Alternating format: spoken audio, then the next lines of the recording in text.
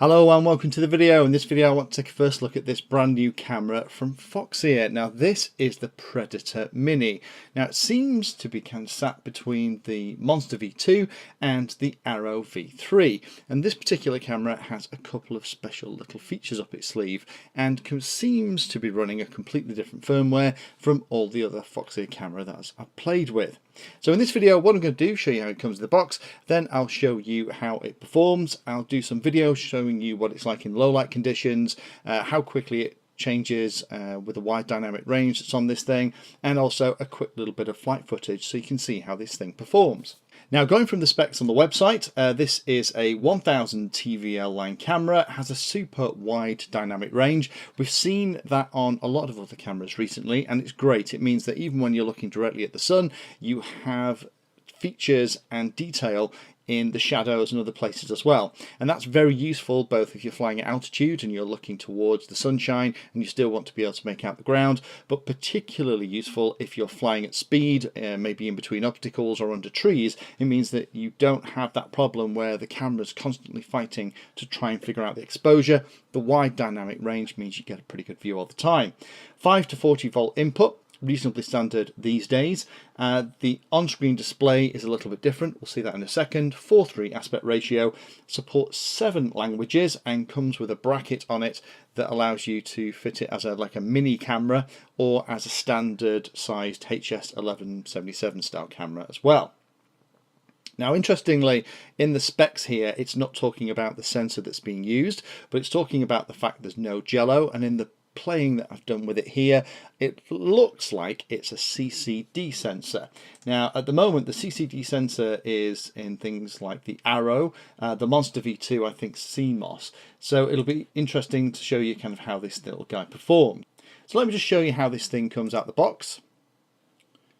I have the red one here. Now this is a pre-production unit I've had for a couple of weeks and been playing with. So this one actually has a problem with the way that the voltage sense wire works. So you might have seen in another one of my videos, I've installed a Monster V2 into one of my planes. In fact, it was the video at the weekend where I was showing you how to use the on-screen display. Well, I guess it's the older version of the on-screen display now if they've just changed it with this camera.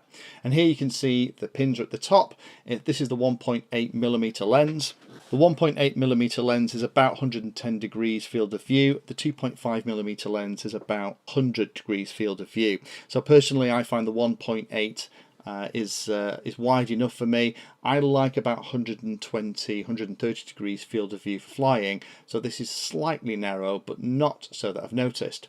Underneath the camera then you get your box of bits, you get your leads, you get your mounting hardware, and you also get the little on-screen display joystick to change all the settings too. Pretty standard stuff so far. Now the cable I've got here I think is slightly non-standard because this was a kind of demo pre-production unit, but again we've got the standard connections in the back.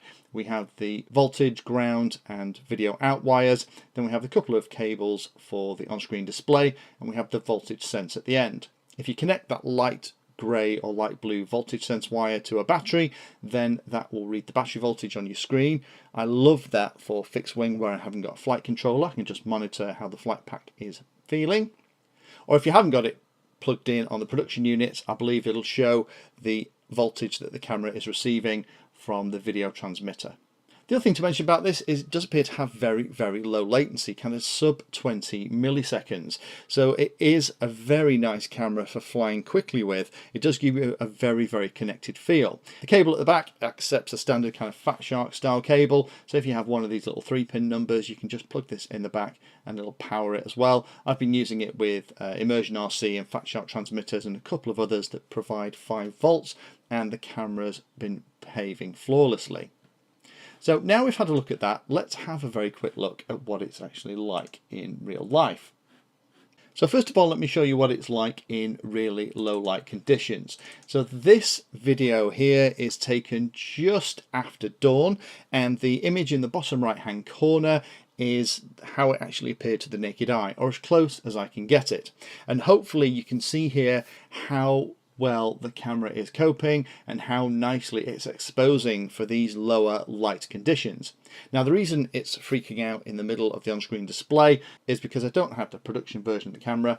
If it was the production version, that would either show the battery voltage if it was connected, just like the Monster V2 does from Foxeer, or it would show the voltage that you were supplying from the video transmitter.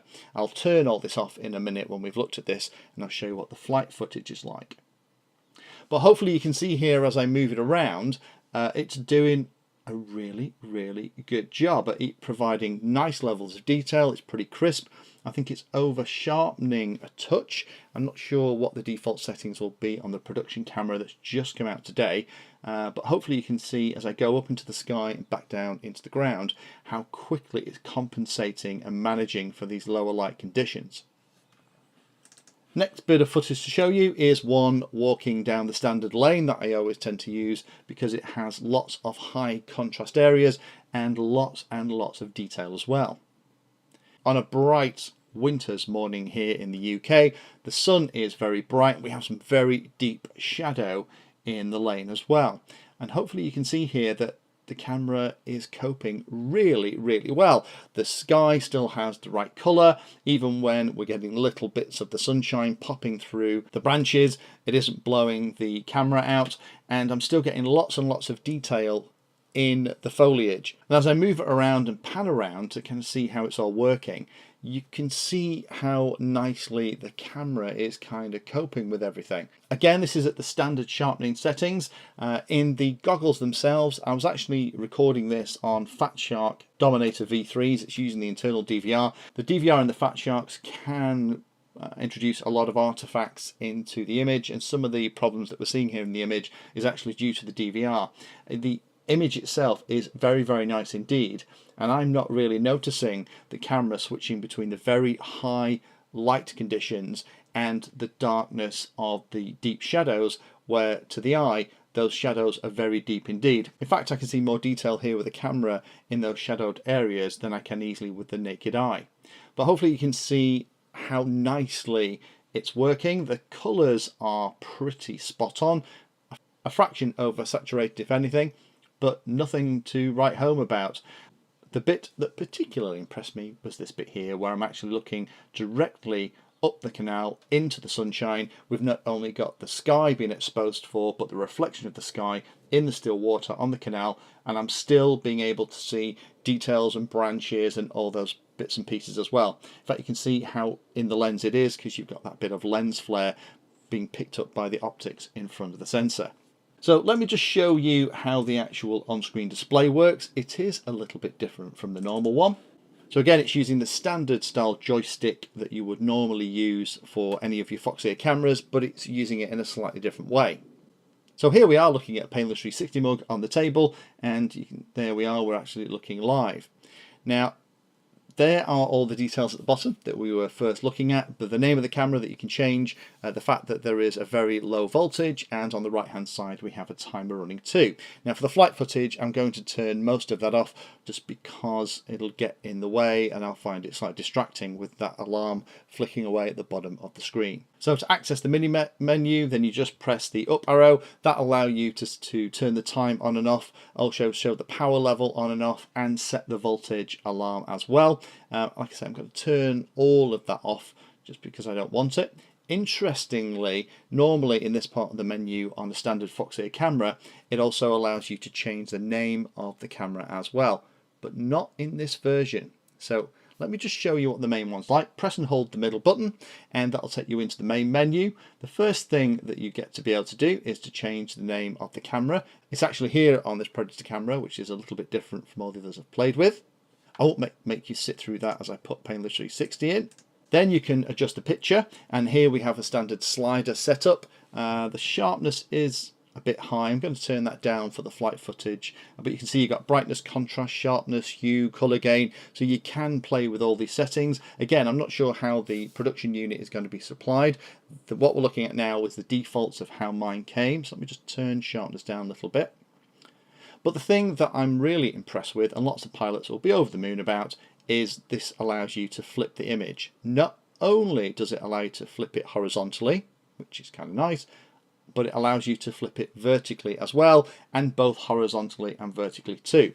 So if you want to mount this camera in a frame, and the Bolt RC frame was a great example of this, where you need the connections in the camera to come out the bottom, not the top left hand corner as it is by default, you can absolutely do it with this. Supports 7 languages, so you don't have to try and learn English if you're not a natural speaker to do your on-screen display. And at the end, it'll ask you to save it all. So now we've done that, let me show you what the actual flight footage looks like. And apologies in advance for this, because I'm using one of my old beta quads and it has just been upgraded from a CC3D to a modern Omnibus F4 flight controller, but I'm afraid the very ancient Simon K ESCs that are on here and the 2204 2300 motors, do you remember those? All need replacing as well, so it's kind of in mid change. However, it's a very easy model to pop a camera on to try it out, so I am going to be replacing the ESCs and motors, but ignore the bit of wobble that we've got on here and watch how the camera performs at altitude and when we're flying around. So here, hopefully you can see that the way the camera performs continues to be very impressive. We have really good color saturation. When we're flying towards the sunshine, it isn't completely blowing all the colors out. It is maintaining detail in the shadows even when there is an awful lot of light about. That's that wide dynamic range that we have to thank for that. And the way the camera is performing and the way it looks because of those 1000 TVL lines that this little guy has is actually really, really nice indeed. Now, apologies for the little bit of encroachment of the front of the canopy of this particular quad. This camera is quite short and stubby, so if you're going to be replacing a standard HS1177 camera and going for an upgrade, which this absolutely is over a standard Sony CCD style camera, you might have to adjust the mount slightly and push it forward to make sure it's clear of everything. So hopefully that helps those of you that have seen the announcement that Foxeer have started shipping this camera today, and it gives you an idea of how the camera actually performs. I am impressed. I think this is a very nice camera indeed. I've used quite a few of the Monster V2s on planes and things recently, but I'm very tempted to actually try this thing out instead on a couple of new builds. The wide dynamic range works really well, and that ability to flip the image both horizontally and vertically makes it a very, very versatile little camera if you haven't got a lot of space and you have to be really careful about where you want your cables routed. Thank you for taking the time to watch that video, and particularly for watching right to the very end. We try and release a video on Tuesday and Friday, and sometimes we'll release 1 or 2 extra ones in a week as well. All of the videos on the channel are organised into easy to use playlists, so do have a look in there, because if you're interested in a subject, we organise all the videos on that subject so you can find them easily all together in one place. If you like what we're doing, then please like and subscribe and tell others about the channel so they can come and join as well. We're available in all of the usual social media places, particularly in places like Instagram, Twitter, and we also share all of our 3D designs on Thingiverse.